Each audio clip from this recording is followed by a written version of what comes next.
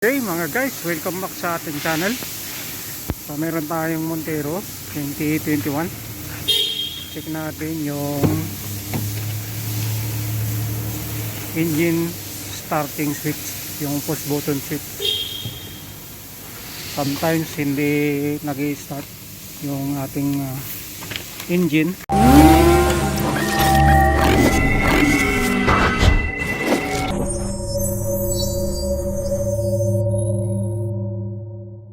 So ito guys yung ating one start stop system. Try natin na start yung makina. Okay. So switch off. Start. Stop.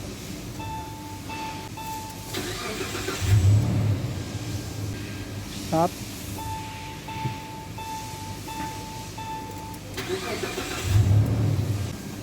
Stop.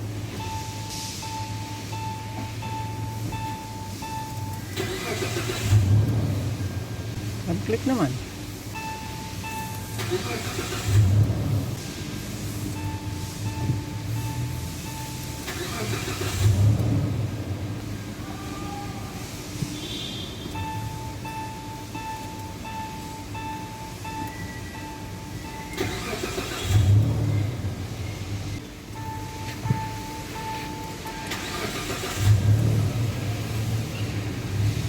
Dito, ano mo yung mga dito. So, off ko Sige, F mo. Switch off. Hindi, ikaw para magsalita ka. Oh, sige, ignition off. Accessories. On. Ignition on. Start. Start ka. Oo, sige. Ignition start. Ignition running.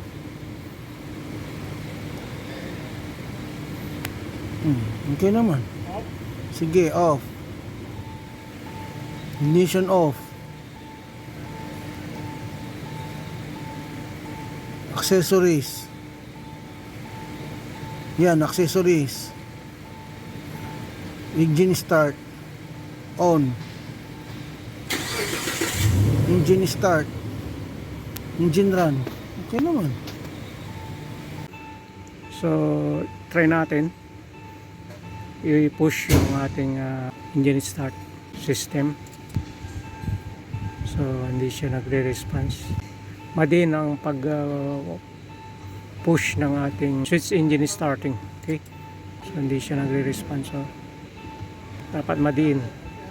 But normally ito, dapat smooth lang ang pag-push ng switch engine starting. Okay?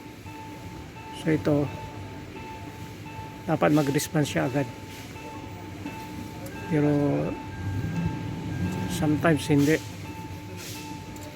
So try natin sa ibang unit. Try natin tong ibang unit. Yung switch engine starting. So push. Okay, response siya agad. Okay.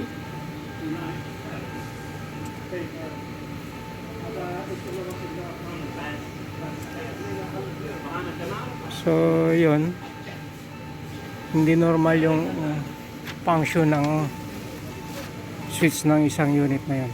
Okay?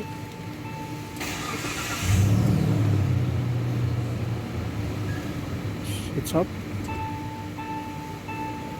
Switch on. So accessories. Start.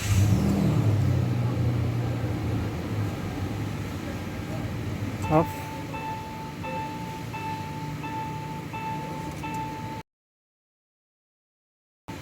Okay. Start.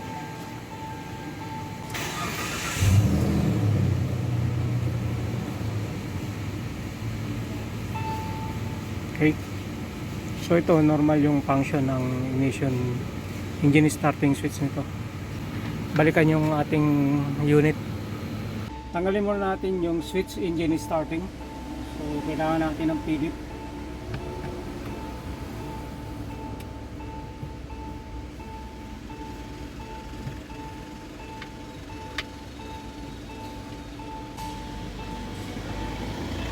tanggalin natin yung Phillips screw dito.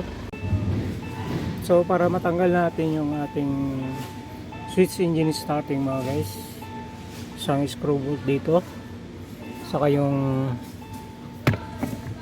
lever ng ating fuel opener. Okay, then tanggal na. Okay, so ito yung harness connector ng ating switch engine starting. Okay, so na-remove na natin.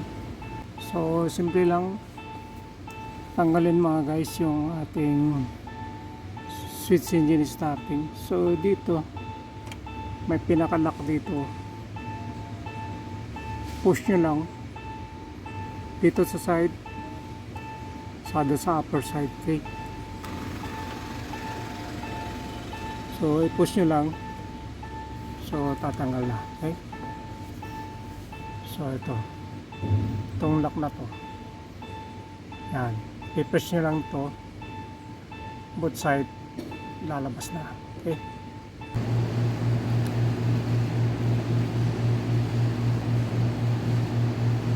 so yan mga guys, yung mga carbon deposit, corrosion sa ating switch engine starting. So dismantle natin para ma-inspection yung loob. Okay,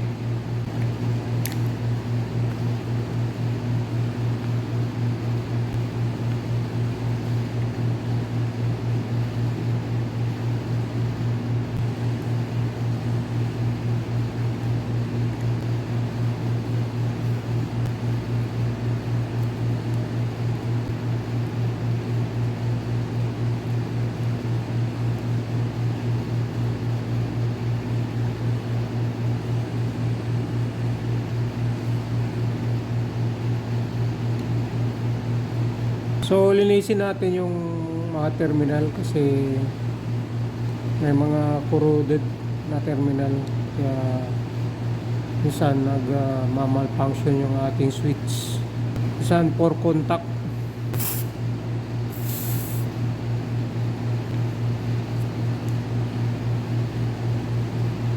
Gamitan natin ang WD-40 para matanggal yung mga corrosion sa ating switch engine starting, para maganda yung contact ng ating mga switches. Okay,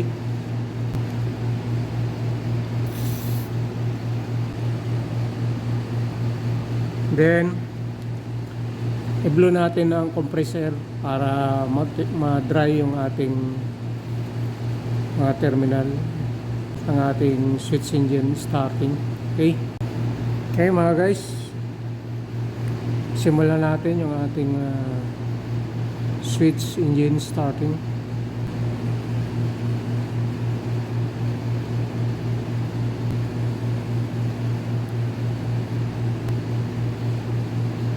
So yung proper position niya, may slot siya dito, saka yun siya magmamount. Okay, press lang natin pababa, so mag-install na. Okay, okay mga guys, so share ko sa inyo kung paano kuhanan ng resistance value yung ating switch engine starting.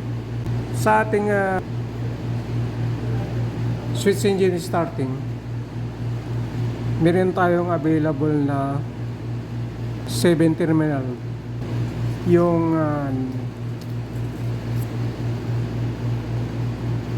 Yung first terminal, so vacant siya.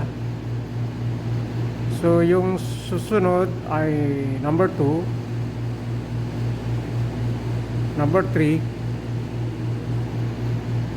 then number 4, tapos vacant yung number 5. Tapos next ay number 6, number 7, yung number 8 vacant, so wala siyang terminal yung number 8, yung sa gitna, number 9 at saka number 10. So yung number 2 Insert natin yung wire.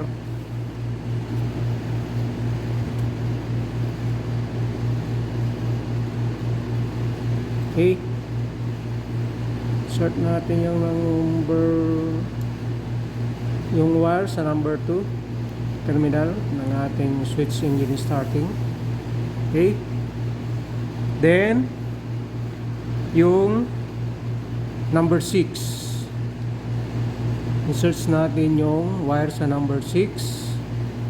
So nasa baba lang siya, yung unang terminal sa baba. Yun ang number 6. Okay. Okay, so na-insert na natin. Then yung switch ng ating engine starting, pe-press natin. Okay. So press natin. Tingnan natin kung may resistance value.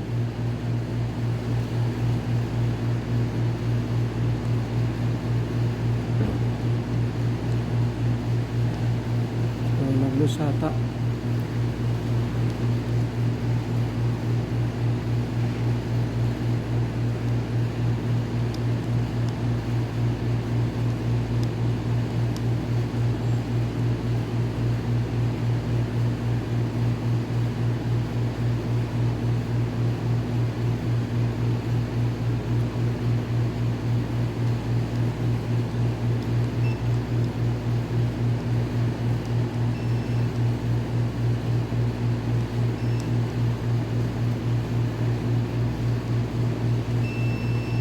Okay, so must be yung value ay 2 ohms or less.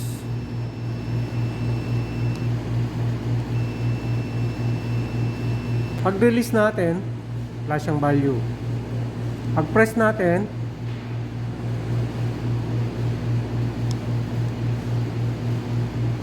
pag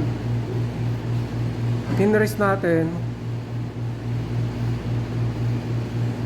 meron siyang value. Pag release, walang value. Okay, so yung ating terminal 6 and terminal number 2 must be there is a continuity na 2 ohms or less. Okay. Okay, next nating check ay yung number 4. Okay? Nasa taas. Number 4 at saka number 10. Terminal. Okay? So insert natin yung wire sa baba, sa dulo, yung number 10. Okay? Then press natin. Meron. Release. So wala. Press the switch 0.8. So must be the resistance exists 2 ohms or less. Okay. Release, no resistance. So that's the way how to check the resistance of our switch engine starting. Number 10 terminal and number 4 must be there is continuity.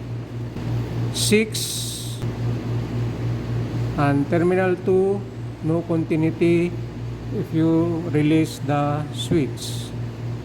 Number 10 terminal and number 4 terminal no continuity if you release the switch engine starting.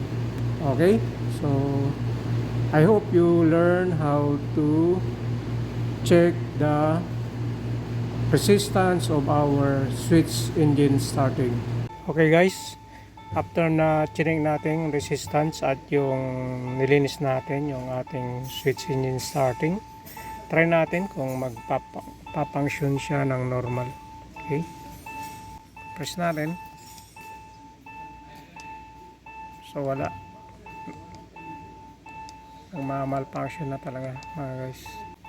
Try natin na palitan ng bago.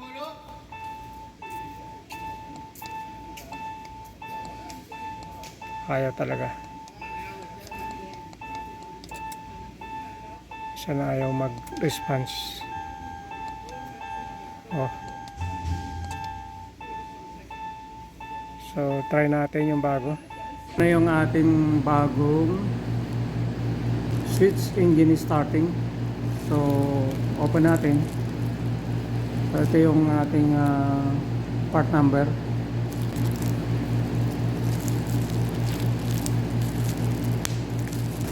Okay.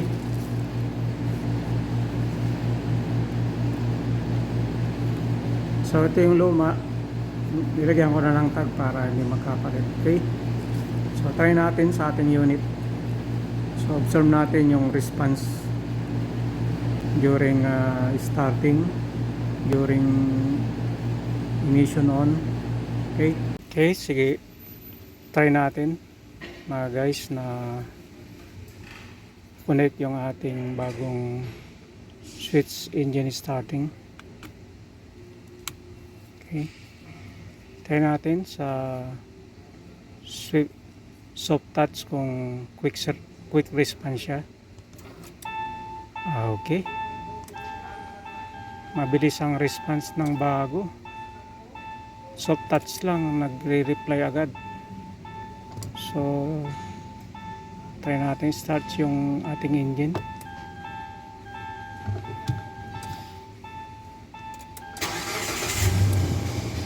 Okay.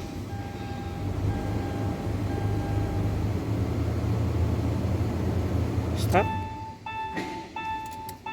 Okay, mabilis ang response. Unlike yung lumang switch engine starting natin. So, maraming beses at saka please mo nang madiin para mag-response siya. Pero ito, soft touch lang. Response agad. Okay. Oh.